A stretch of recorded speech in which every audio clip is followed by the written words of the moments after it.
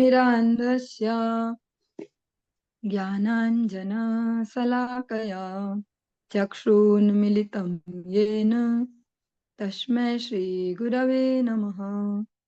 वन्देऽहं श्रीगुरा श्रीयुतपदकमलं श्रीगुरुन् वैष्णवांश्च श्रीरूपं साग्रजातं सहगणरघुनाथान्वितं तं सजीवं साद्वैतं सावधूतं परिजनसहितं कृष्णचैतन्यदेवं श्रीराधा कृष्णपादान् सहगणललिता श्रीविशाखान्वितांश्च वृन्दाय तुलसीदेव्ये प्रियाय केशवस्य च कृष्णभक्तिप्रदे सत्यवत्ये नमो नमः। वाञ्छाकल्पतरुभ्यश्च कृपा सिन्धुभ्यैव च पतितानां पावनेभ्यो वैष्णवेभ्यो नमो नमः। जय श्री कृष्ण चैतन्य प्रभु नित्यानंद श्री अद्वैत गदाधर शिवासादि गौर भक्त वृंद।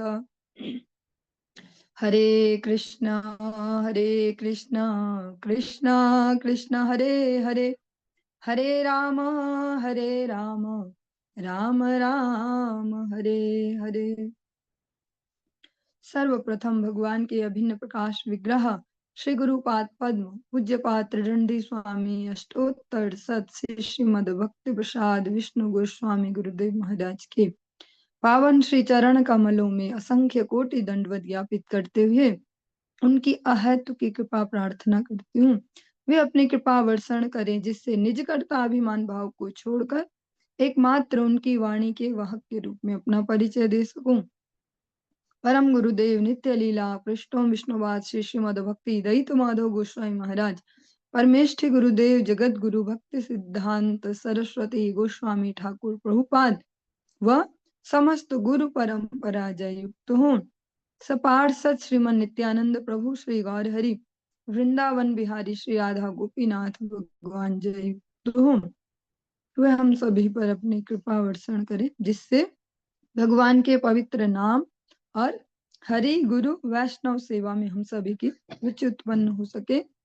आज की इस प्रातःकालीन कक्षा में हम श्रवण कर रहे हैं ग्रंथ राज श्रीमद् भागवतम के अंतर्गत द्वादश स्कंध और इसका 8वां अध्याय और इसके अंतर्गत आज 33 नंबर श्लोक से हम प्रारंभ करने जा रहे हैं।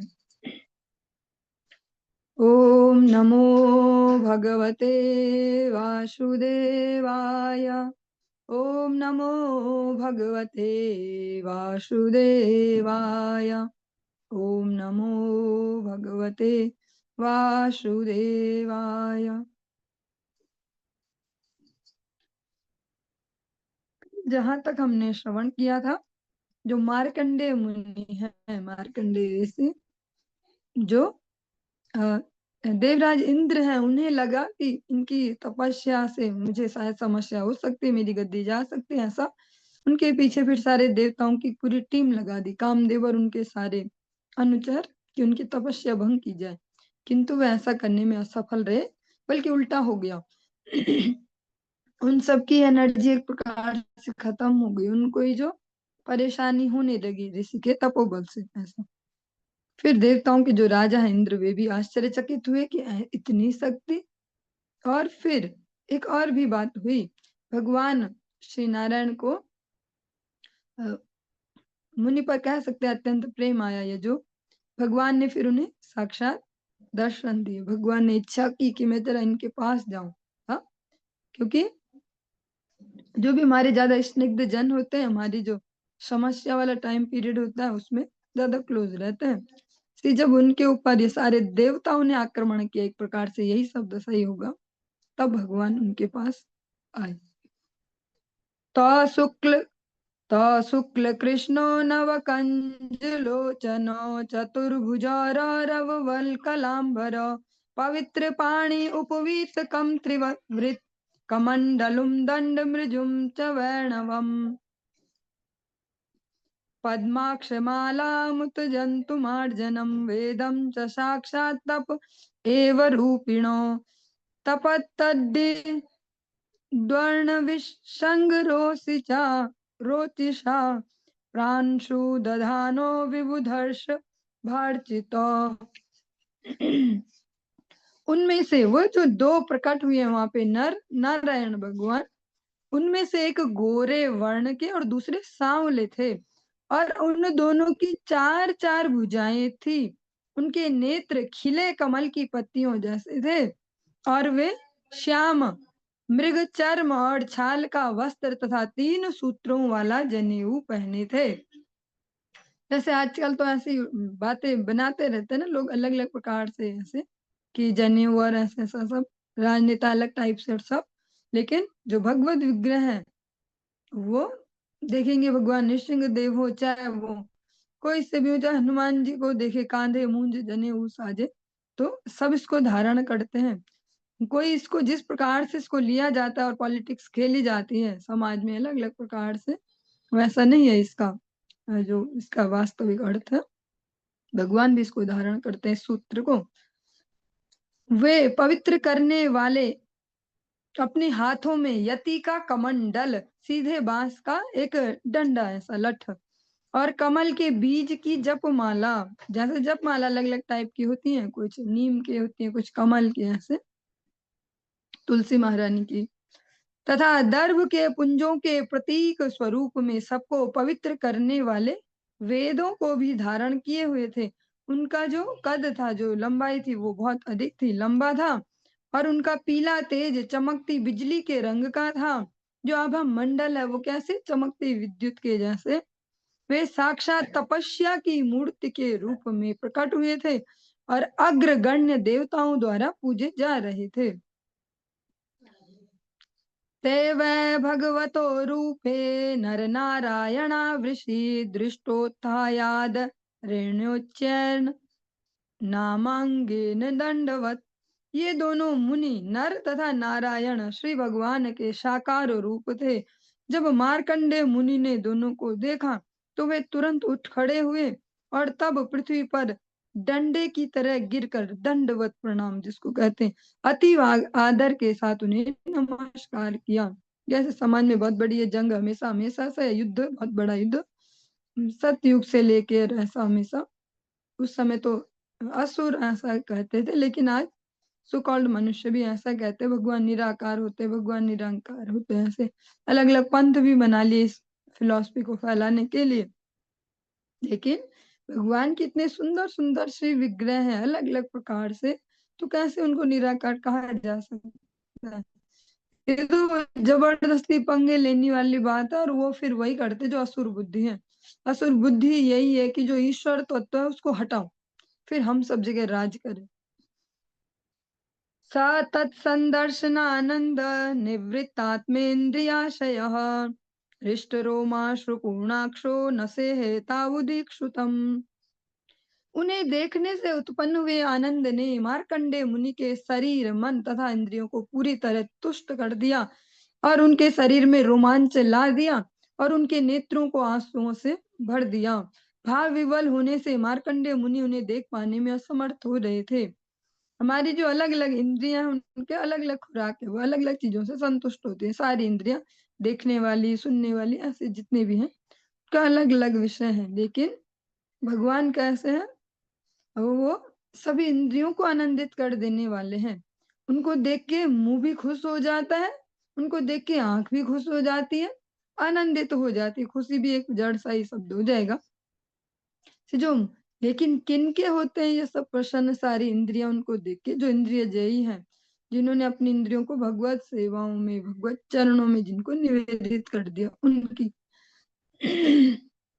वरना जो केवल भौतिक जगत में ही रमण करते हैं वो उनकी इंद्रियां नहीं होती संतुष्ट, उनको आनंद नहीं आता कीर्तन सुन के, क्या फालतू का ड्रामाबाजी। जैसे हम सायकालीन कक्षा में भी सुन रहे, जब साक्षात से ईश्वर ही अपने नाम को कीर्तन कर रहे थे तब भी कुछ लोग ऐसे थे जिनको समस्या थी। जैसे जैसे भगवान कितने सुंदर से विग्रह है, पर जो नास्तिक है उनको भगवत विग्रह देख के कोई आनंद नहीं आता। तो आनंद भी इनको ही आएगा जिन्होंने अपने मन, इंद्रियों, अहंकार को भगवत चरणों में समर्पित किया। तो ऐसे जो मार्कंडेय मुनि हैं, जिन्होंने इतने करोड़ों करोड़ों वर्ष से जिन्होंने भगवान को समर्पण कर रखा, अपनी मन, वाणी, इंद्रियां, वे आज भगवान को देख के उनकी सारी इंद्रियां संतुष्ट हो गई और उनमें रोमांच आ गया। अब इस रोमांच को तो कोई इसका जड़ एग्जाम्पल नहीं है, फिर भी वैसे ये फिट बिल्कुल नहीं बैठ रहा, फिर भी देने के लिए देना पड़ रहा है। जब आप कभी ज्यादा दुखी हो या जो भी है ऐसा, और कहीं आपको मिल जाए कोई साधु की वाणी सुनने को या कोई कीर्तन, और तब जो निकले अश्रु, और थोड़ा सा अगर होता हो शरीर में ऐसा कुछ, बाल से खड़े हो जाते हैं रोए से, तो वो उसका इस रोमांच से कोई लेना देना नहीं, पर उसको थोड़ा एग्जाम्पल ले पाओगे, क्योंकि साधारण जगत में तो वो भी नहीं हो पाता ना, तो वहां से थोड़ा ले पाओगे कि कहीं ना कहीं ऐसा कुछ। और उनके नेत्रों को आंसुओं से भर दिया।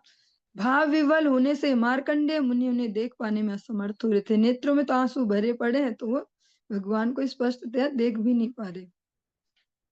उत्थाय प्राञ्जलि प्रहव औत्सुक्यादाश्लिष्णिव नमो नम इति शानो भवाशे गदाक्षरम। सम्मान में हाथ जोड़े खड़े होकर तथा दीनतावश अपना सिर झुकाए मार्कंडे मुनि को इतनी उत्सुकता हुई कि उन्हें लगा कि वे दोनों विभुओं का आलिंगन कर रहे हैं। आनंद से रुद्ध हुई वाणी से उन्होंने बारंबार कहा, मैं आपको सादर नमस्कार करता हूँ।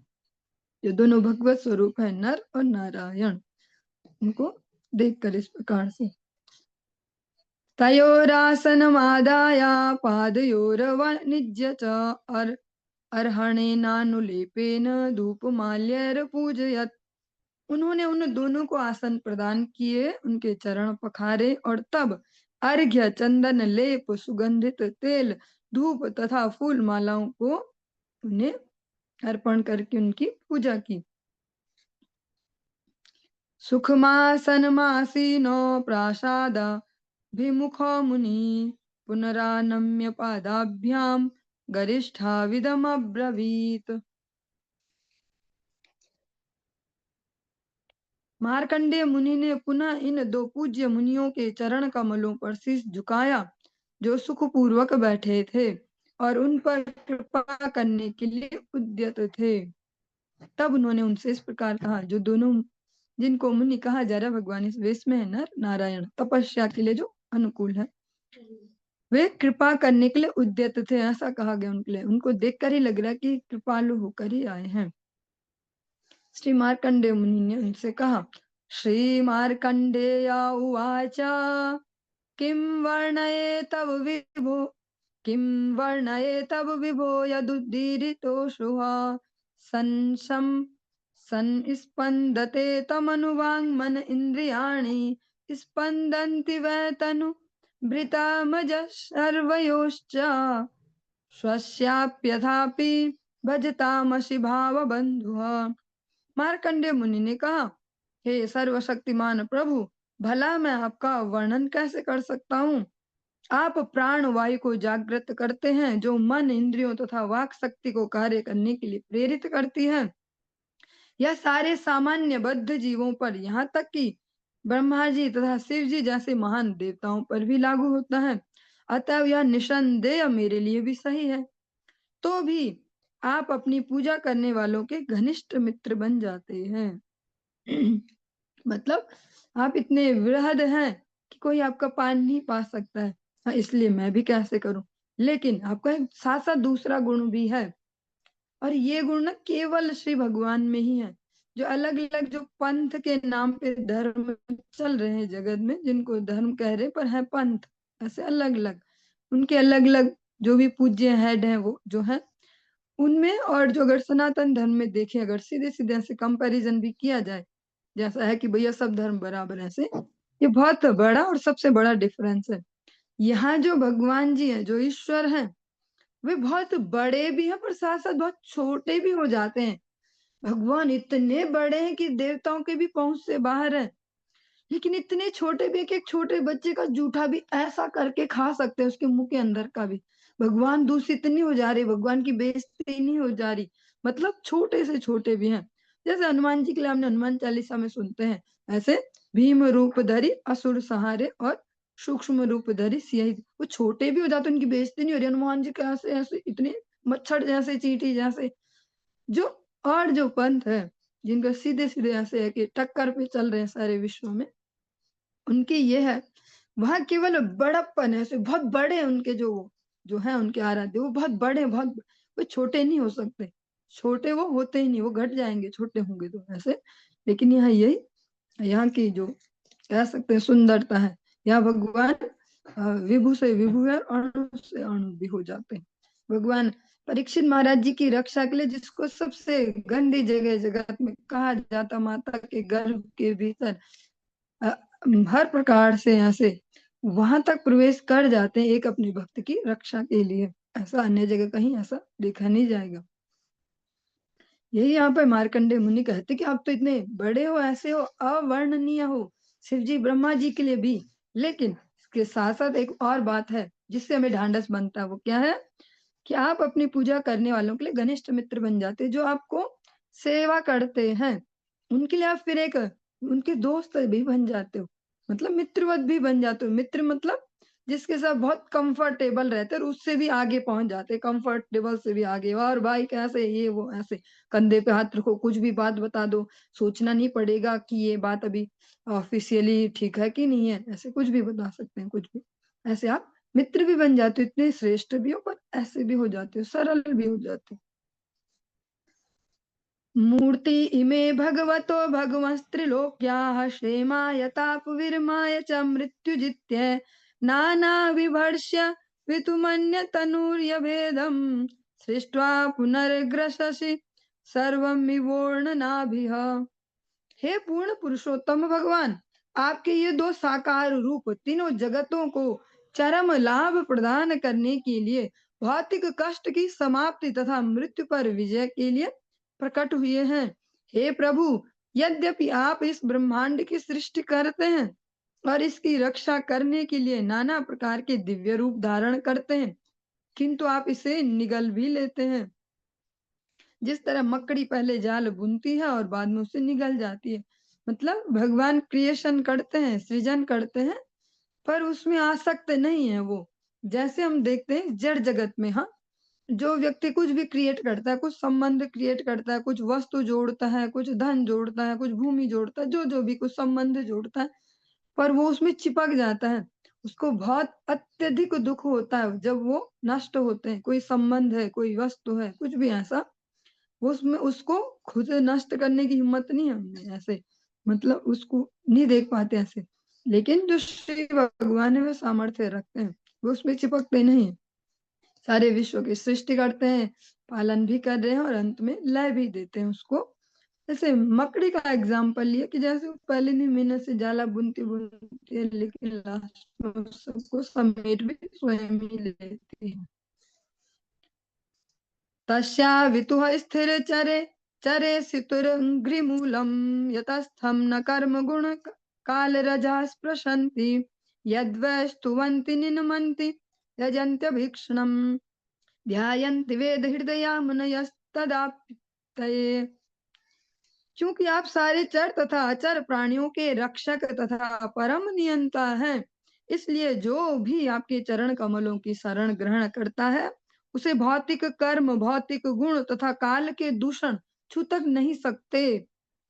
जिन महर्षियों ने वेदों के अर्थ को आत्मसात कर लिया है वे आपकी स्तुति करते हैं। आपका सानिध्य प्राप्त करने के लिए वे हर अवसर पर आपको नमस्कार करते हैं, निरंतर आपको पूजते हैं और आपका ध्यान करते हैं।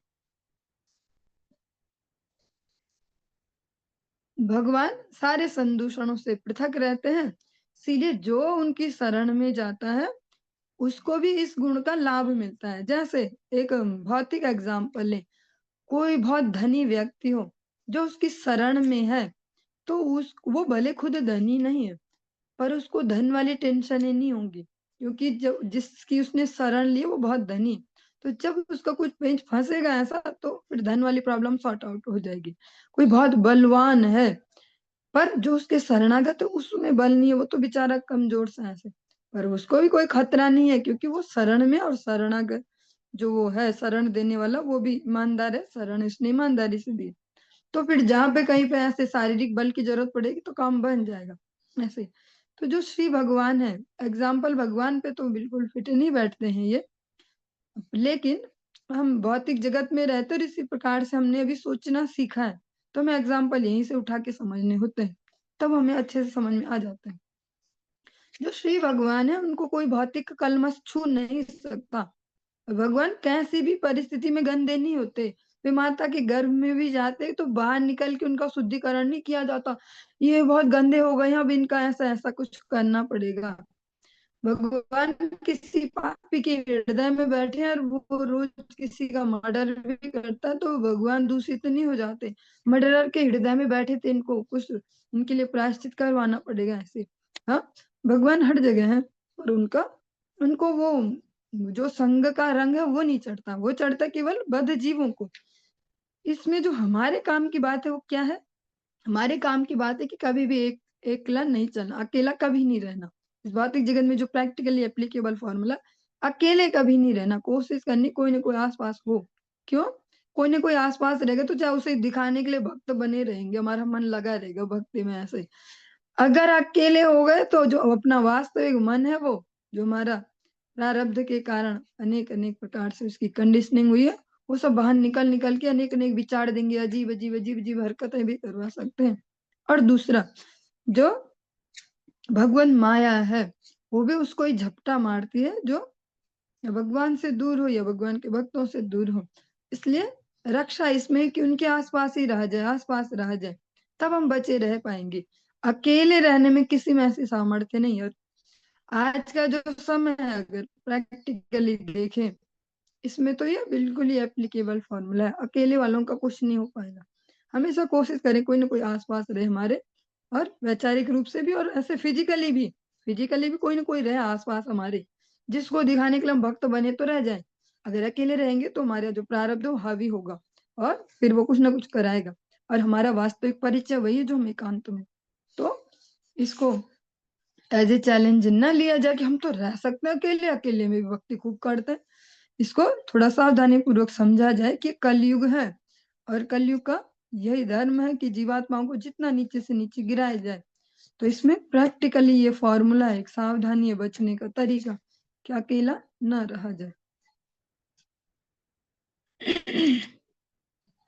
नान्यम तवांघ्रयुप न याद वर्ग मूर्ते क्षेमं जनस्य परितो भिय ईश विद्मः ब्रह्मा विभेत्य लमतो द्विपरार्धधिष्णयः कालस्य ते किमुत तत्कृत भौतिकानां। हे प्रभु, ब्रह्मा भी, जो कि ब्रह्मांड की पूरी अवधि तक अपने उच्च पद का भोग करते हैं, काल की गति से भयभीत रहते हैं, वो भी टाइम के अंतर्गत ही बंधे, उनको भी उसका भय है। हमारे एंगल से उनका समय ऐसा कि जो हमारी कल्पना से भी परे, तो हम नहीं समझ सकते, लेकिन उनके हिसाब से देखो तो उनके हिसाब से तो उनके पास भी श्वास आली तो है, तो वो भी उससे भयभीत रहते हैं। तो उन बद्ध जीवों के बारे में क्या कहा जाए जिन्हें ब्रह्मा उत्पन्न करते हैं? ब्रह्मा जी स्वयं जब इस काल जो रूप जो काल के स्वरूप में आप हैं, उससे भयभीत रहते हैं, तो उनके बारे में फिर क्या कहें? उनकी क्या गति होगी जो ब्रह्मा जी ने जिनको उत्पन्न किया है, और वो सब कुछ ये जो भौतिक सृष्टि में दिख रही है सारी, ये सब है। वे अपने जीवन के पग पग पर भयावने संकटों का सामना करते हैं। और ये है, अभी हम आध्यात्मिक दृष्टिकोण से ना भी देखें, भौतिक दृष्टिकोण से भी देखें अपने अपने जीवनों में, तो कौन सी एज ग्रुप ऐसा था जब हमें डर नहीं लगता था? हमेशा डर ही लगा। जब छोटा बच्चा तो उसके आसपास कोई अलग से आवाज आ जाए तो डर जाएगा, कोई धम ऐसे आ जाए उसके मुंह पे तो डर जाएगा, ऐसा कुछ भी हो, कहीं ऊंचाई पे है बच्चा ऐसे और ऐसे नीचे देखो डर जाएगा, कुर्सी से भी गिर जाए तो डर जाएगा, ऐसे हर एज ग्रुप में। फिर उसके बाद अलग अलग टाइप के हो गए, कोई हमें डरा रहा है, कैसे कैसे साउंड कर रहे हैं आसपास तो हम डर जा रहे हैं, उसका भी लोगों ने तमाशा, देखो देखो, हाँ देखो कैसे डरता है, कैसे डरता है, ऐसे अलग अलग एज ग्रुप में। स्कूल गए वहां का अलग डर हो गया, अब ऐसा आज वैसा, आज टेस्ट है, आज ये है, कॉपी छूट गई, आज वैसा हो गया, ऐसा हर एज ग्रुप में हमेशा डर हमेशा साथ में है। और ये तो प्रैक्टिकली है ना, हम सभी इसको रिलेट कर सकते हैं। कि हाँ ये सच में ही सत्य है।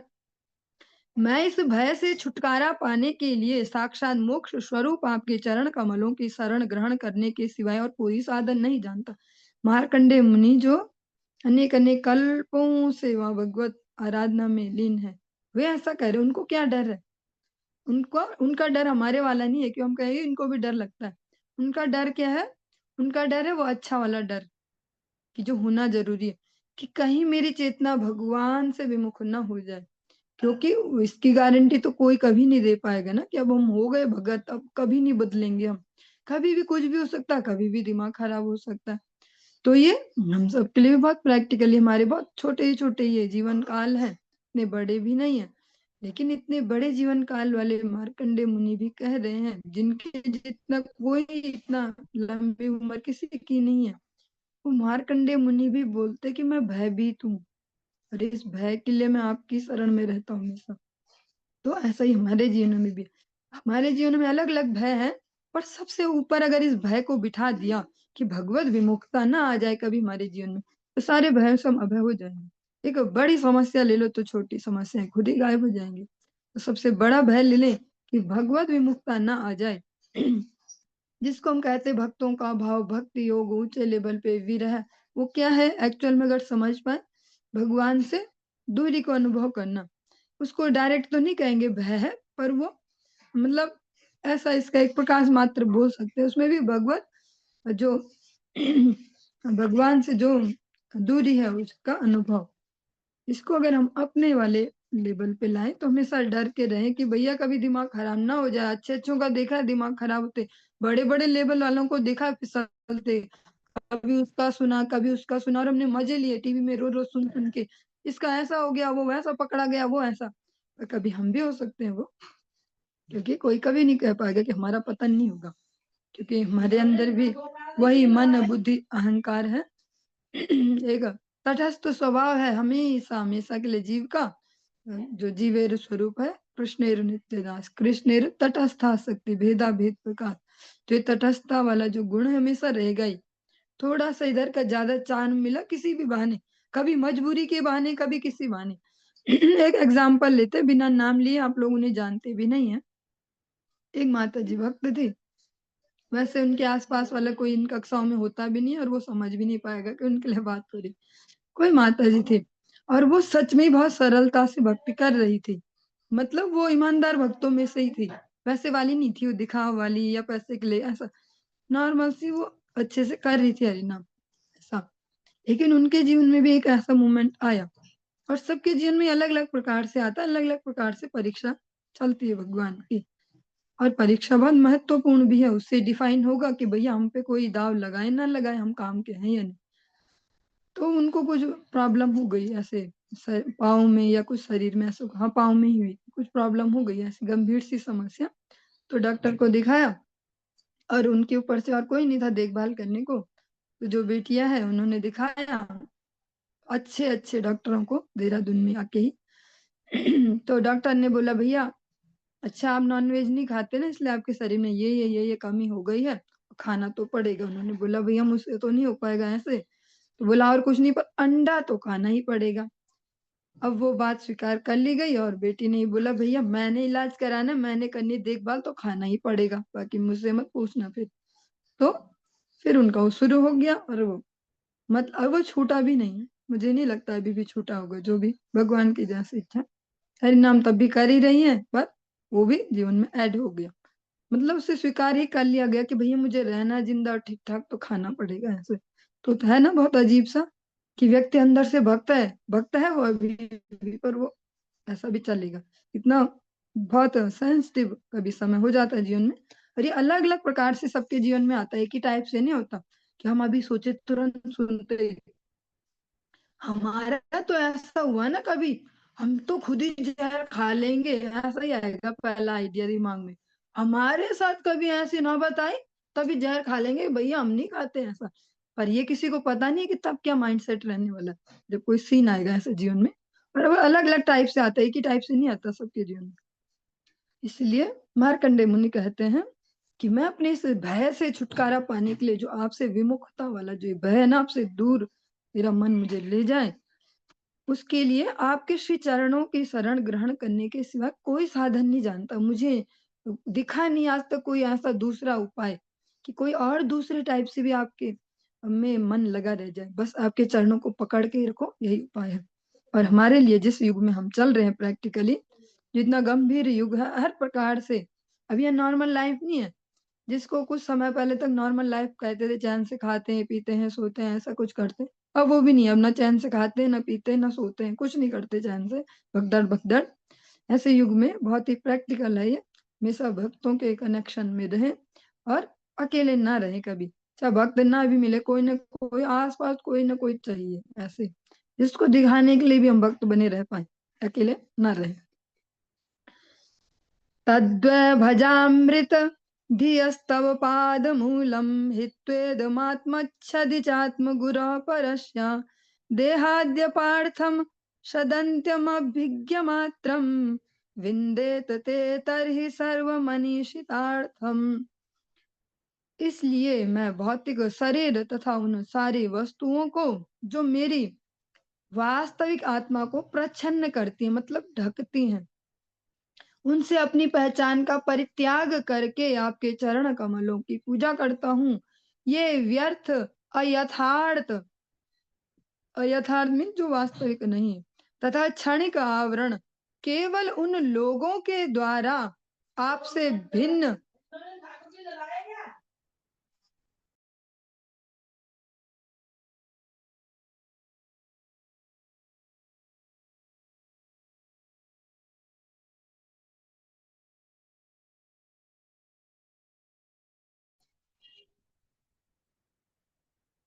ये व्यर्थ अयथार्थ तथा क्षणिक आवरण केवल उन लोगों के द्वारा आपसे भिन्न माने जाते हैं जिनकी बुद्धि ने सारे सत्यों को आवृत कर लिया है। परमेश्वर तथा आत्मा के स्वामी स्वरूप आपको प्राप्त करके मनुष्य प्रत्येक वांछित वस्तु प्राप्त कर लेता है।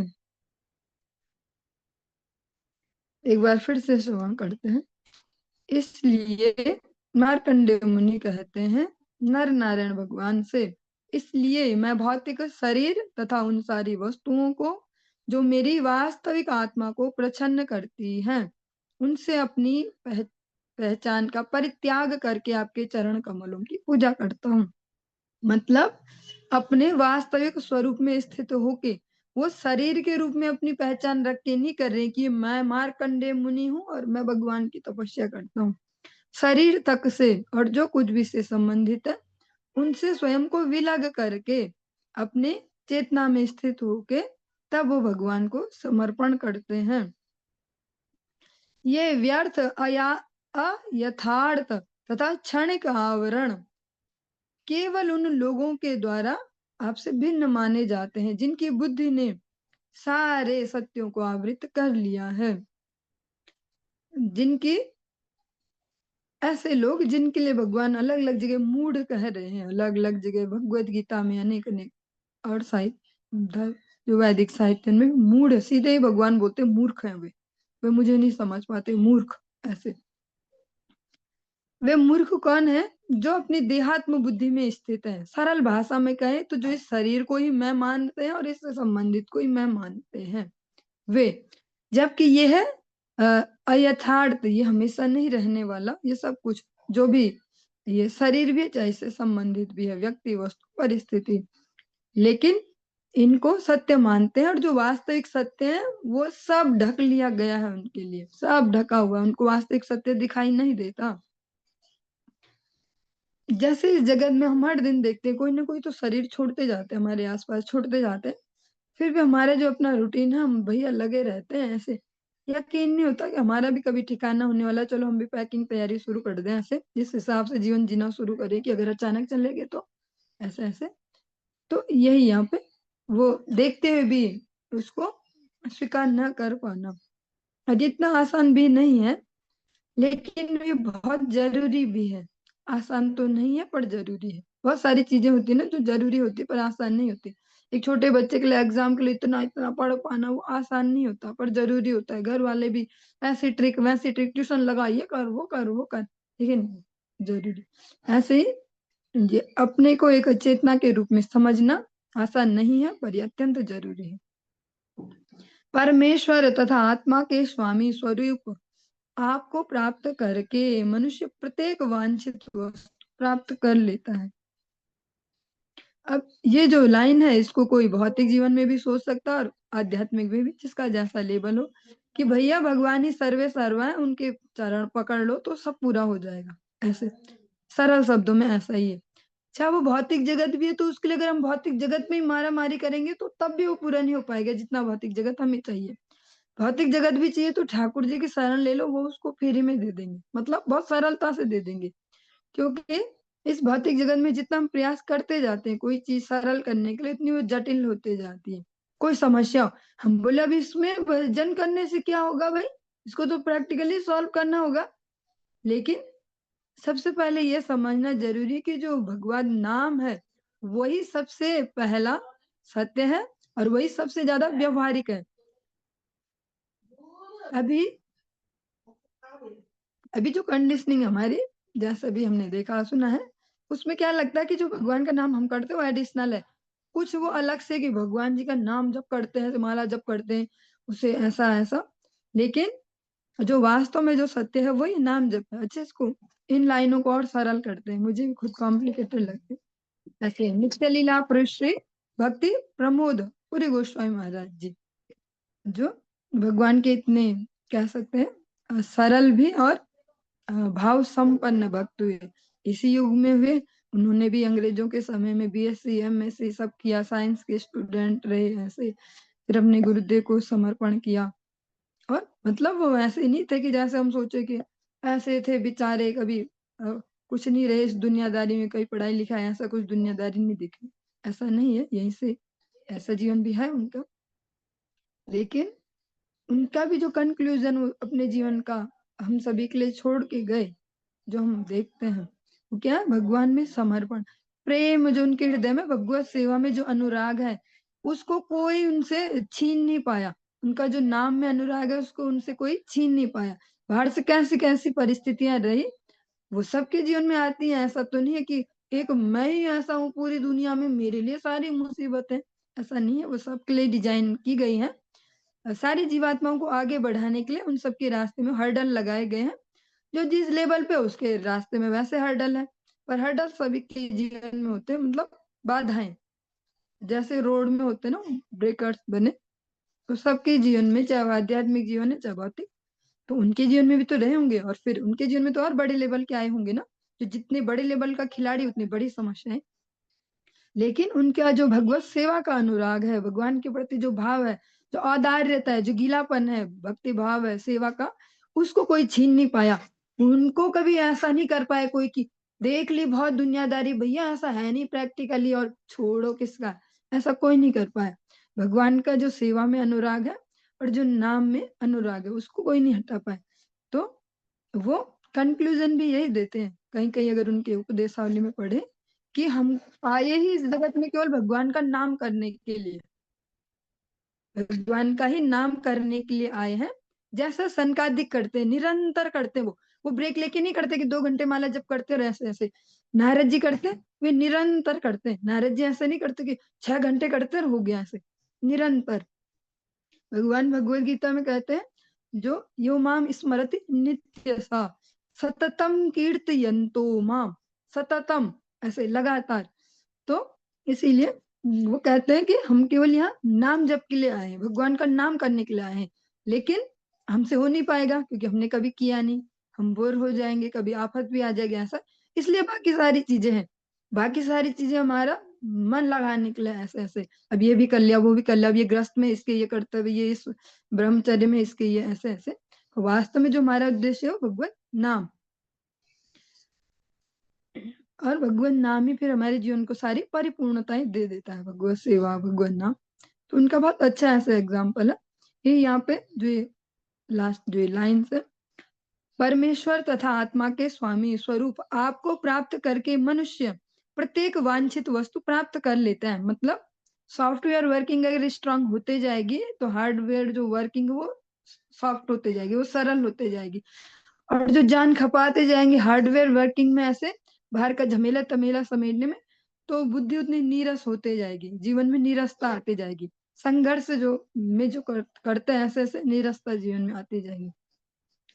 तो अगर भगवान के प्रति जो भाव है, समर्पण है, उसको हम बढ़ा पाए, साधु सेवा के प्रति जो भाव है, तो फिर हार्डवेयर वर्क सरल होता जाता है। इसी को कह रहे हो, प्रत्येक वांछित वस्तु प्राप्त कर लेता है। अब वो जो व्यक्ति जिस लेवल पे हो, जिस भी सीन में हो, उसके हिसाब से उस पर अप्लाई होता है। सत्वं रजस्तम इति तत्वात्म बंधो माया मया स्थित लयोदय हेतवोश्य लीला धृता यदपि सत्वमयि प्रशान्ते नान्ये नृणां व्यसन मोह याभ्याम। हे प्रभु, हे बद्ध जीव के परम मित्र।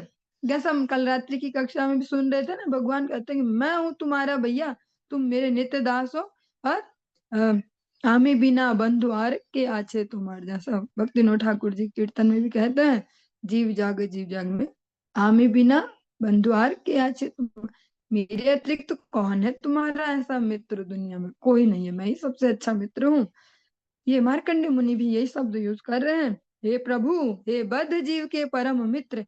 और ये बार बार सुनना इसीलिए आवश्यक है शास्त्र वचनों को, क्योंकि हमारे जो सॉफ्टवेयर हो ऐसा ही है, जिसकी चीज की पुनरावृत्ति होगी, व्यक्ति की होगी, वस्तु की होगी, वाक्यों की होगी, हम वैसे ही होते जाते हैं।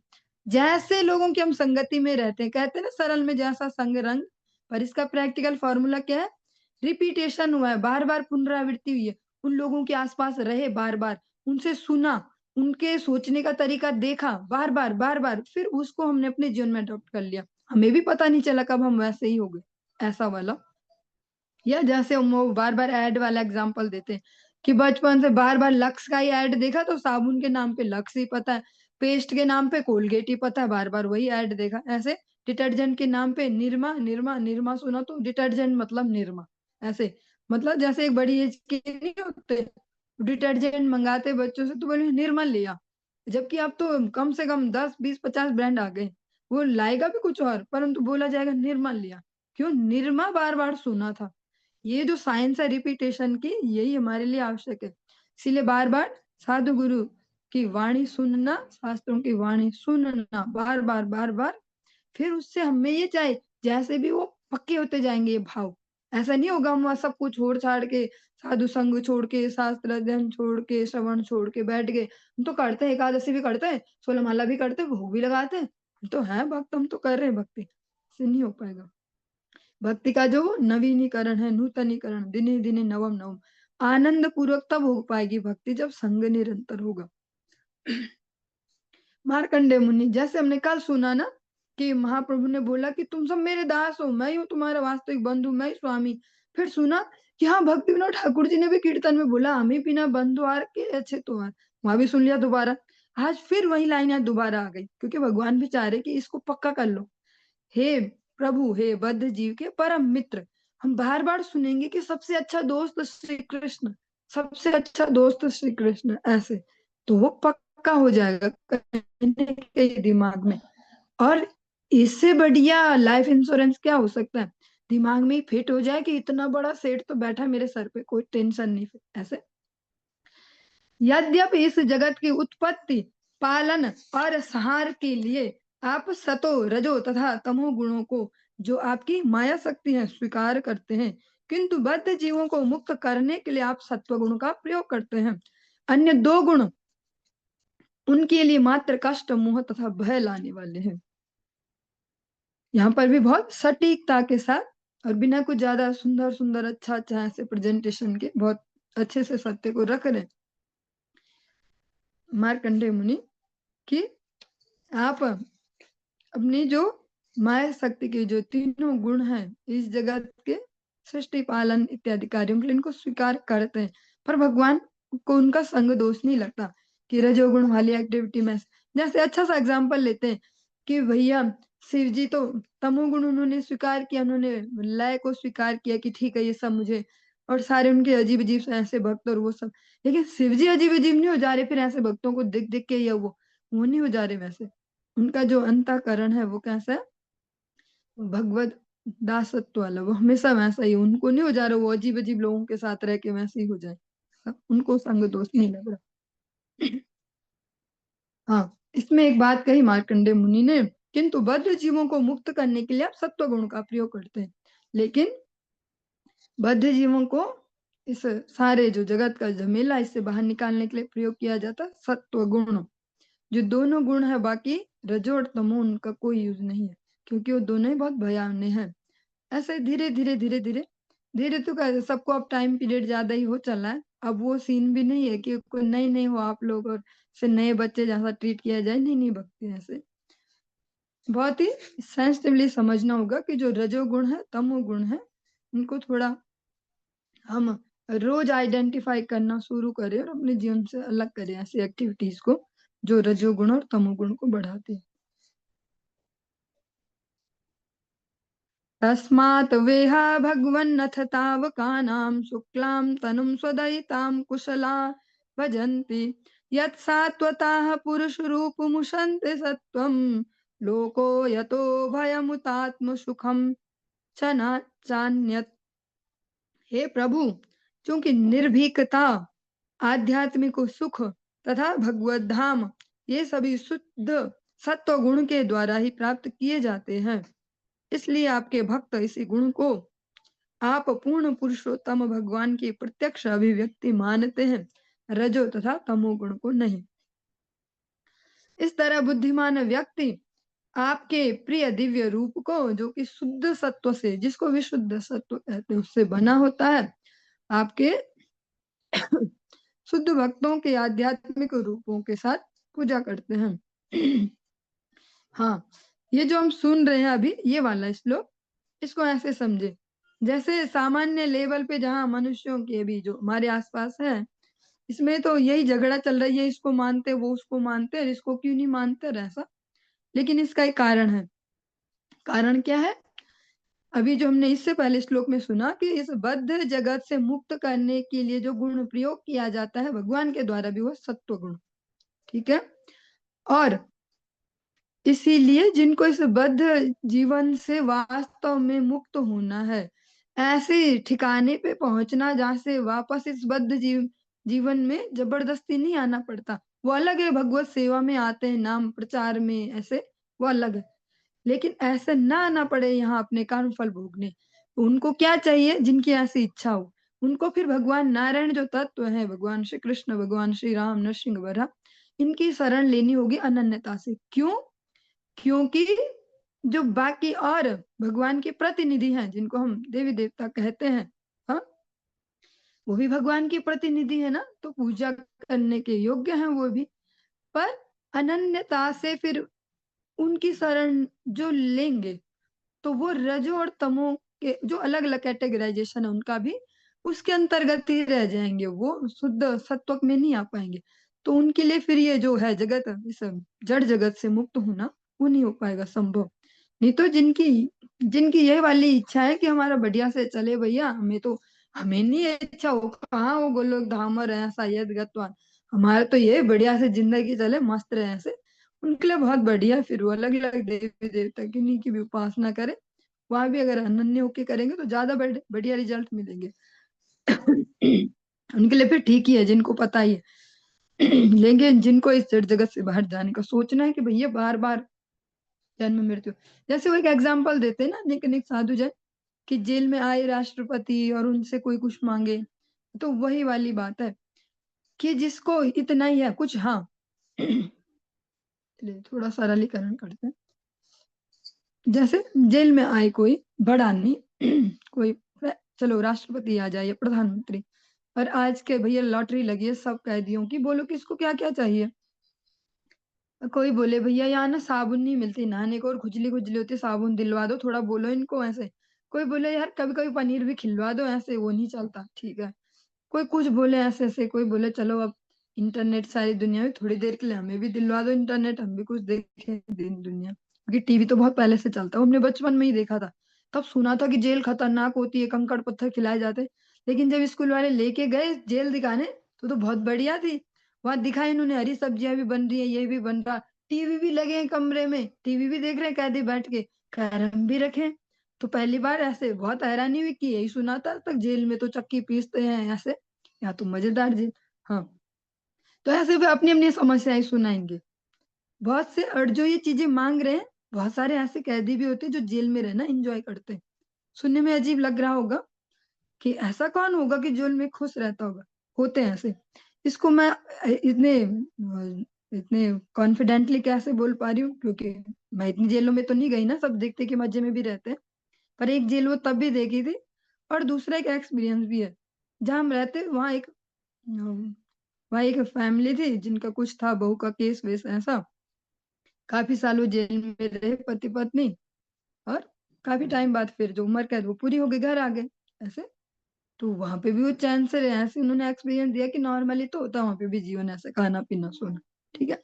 इससे ऊपर एक और एग्जाम्पल था कि एक व्यक्ति, उसने कुछ और कांड किया था, वो भी जेल में रहता था।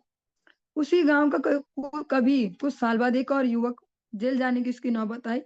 तो जो पहले से बंद है वो क्या बोलता है, अबे मेरे नाम से सिफारिश लगा, तेरा सब बन जाएगा, जो भी चाहिए तुझे ऐसे। मतलब वो जेल के अंदर भी उसकी दादागिरी चल रही है, उसकी एक रेपुटेशन है कि मेरी पहचान लगा तेरा सब हो जाएगा। तो मतलब जेल के अंदर भी बढ़िया लगता है कुछ लोगों को। ये इसलिए देना पड़ रहा है ऐसे एग्जाम्पल, क्योंकि जो इसको हम समझना चाह रहे हैं ऐसे। बहुत सारे लोगों को जेल भी बढ़िया ही लगती है। उनके लिए कहा वो रजोगुण और तमोगुणी वो उन उपासनाओं में जाएंगे। लेकिन एक वो कैदी होगा जो बोलेगा कि ना मुझे कुछ नहीं चाहिए, साबुन तेल ऐसा, आप ऐसा करो भैया छुटकारा दिला दो, है ना। तो वो ज्यादा बुद्धिमान होगा कि भैया यहाँ से निपटा दो। इससे एक और लेवल भी वैष्णव जन देते हैं, इससे भी और अच्छा, कि वो बोलेगा मुझे छुटकारा नहीं, मुझे ना आप अपना नौकर रख लो ऐसे। वो प्रेसिडेंट को बोलेगा आप मुझे अपना पर्सनल नौकर रख लो, आप जो बोलोगे मैं सब करूंगा। वो सबसे ज्यादा बुद्धिमान है। क्योंकि फिर नौकर के तो मजे मजे। जो वो भागा भी है ना, मोक्ष जिसको कहते हैं यहाँ शास्त्रों में, जेल जिसने जेल से मुक्ति भी मांगी वो भी भटकते रहेगा ऐसे, उसका भी ज्यादा आनंद नहीं। तो जेल जिनको बढ़िया लगे, जिनको ये भौतिक जगत ही बढ़िया लगता हो, भैया अपनी बढ़िया चलनी चाहिए जिंदगी, हाँ खूब पैसा भी हो, मौज भी हो, सब मानते भी हो, दुनिया में इज्जत उज्जत ऐसा ऐसा, हमें कौन देख रहा, भगवान का धाम है, हमारे बस का नहीं। उनके लिए ये सतोगुणी रजोगुणी उपासना है। लेकिन यहाँ पे जो तात्पर्य है इसमें भी बहुत अच्छे से दिया कि बुद्धिमान व्यक्ति देवताओं की पूजा नहीं करते। अब इसको आप सब लोगों का इतने सालों से सुनते भी आ रहे हैं, वैसे भी सेंसिटिव है। तो अब इसको अन्यथा में तो नहीं लेंगे इस लाइन को कि देवताओं की पूजा नहीं करते, मतलब हरिनाम वाले पूजा छुड़ा देते हैं, इसको वहां फिट मत करना भी।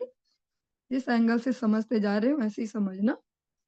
जो वास्तव में बुद्धिमान जीवात्माएं होती है वे अनन्यता से कभी किसी देवी देवता की शरण नहीं लेती, वे श्री भगवान की ही लेती है। चाहे उसके कोई से भी एग्जाम्पल ले लो अनन्यता से, चाहे ध्रुव जी हो, प्रहलाद जी हो, वहां से लेकर आज तक भी जो देखेंगे, सब भगवान श्री नारायण तत्व के ही शरण लेते हैं जो बुद्धिमान है। भगवत गीता में भगवान अपने तरीके से इसको कह भी रहे, कामस्तते अप्रित ज्ञान प्रपद्यन्ते अन्य देवता, हाँ तम तम नियम आस्ताया। इस प्रकार से भगवान कह रहे जिनकी भौतिक कामनाओं द्वारा जिनकी बुद्धि का किडनैप हो गया है, बुद्धि का हरण हो गया, भौतिक कामनाएं जिनकी बुद्धि पे छाई रहती, मेरा ऐसा हो जाए, अब मेरा वैसा हो जाए, ऐसे ऐसे, तो वो जाते देव देवताओं के शरण में। वहां भी कह रहे हैं भगवान, यहाँ जो मार्कंडे मुनि अभी कह रहे हैं उसका भी वही तात्पर्य है कि मतलब जिनको चाहिए इस भौतिक जगत से पार जाना, जिनको चाहिए वास्तविक आनंद, कि जिनको मजा चाहिए वो जाए रजोगुणी तमोगुणी उपासना में, जिनको मजे का भी अनंत गुना चाहिए आनंद, हुए जाए भगवान की उपासना में दिव्य सतोगुण की। चलिए आज की इस चर्चा को यहीं पे विश्राम देंगे। हरे कृष्ण।